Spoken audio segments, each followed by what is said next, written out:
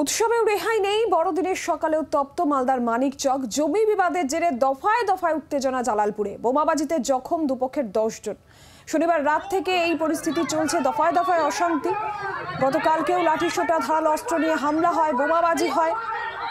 রীতিমতন হিমশিম অবস্থা পুলিশেরও। ইতিমধ্যে এই ঘটনায় একজনকে পাকড়াও করা হয়েছে।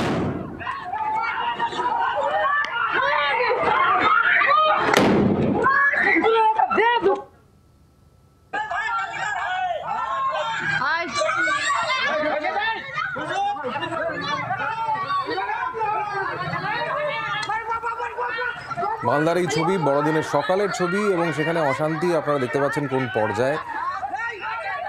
মালদার মানিকচক এলাকা জমি বিবাদ এবং সেই বিবাদ চরম জায়গায় পৌঁছয় আজ। দফায় দফায় বোমাবাজি হয় জালালপুর এলাকায় এবং জখম হয়েছেন ইতিমধ্যেই যেটা জানতে পারা যাচ্ছে দুপক্ষের 10 জন। শনিবার রাত থেকেই এই গন্ডগোলের সূত্রপাত এবং তা আজ সকালবেলাতেও যেরকমভাবে দেখতে পাওয়া যাচ্ছে যে রীতিমতন গন্ডগোল চলছে, বোমাবাজির ঘটনা ঘটছে, লাঠিসোঁটা নিয়ে বেরিয়ে পড়েছেন দুপক্ষের লোকজন। আমাদের প্রতিনিধি রণজয় রয়েছে, রণজয়ের কাছ থেকে এই বিষয়ে আরো খবর নেব। জমি বিবাদ বলে রণজয় জানতে পারা যাচ্ছে কাল থেকে শুরু হয়েছে, পুলিশ এখনো পর্যন্ত কি কোনো ব্যবস্থা নিতে পারছে না? এখনকার পরিস্থিতি কি?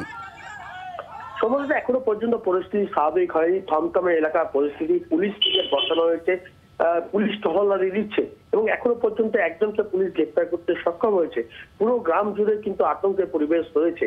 মূলত 1.5 কাঠা জমির দখল নিয়ে দুই প্রতিবেশীর মধ্যে বিবাদ এবং সেই বিবাদকে ঘিরে রণক্ষেত্রের চেহারা নেয় মানিকচকের এই গ্রাম।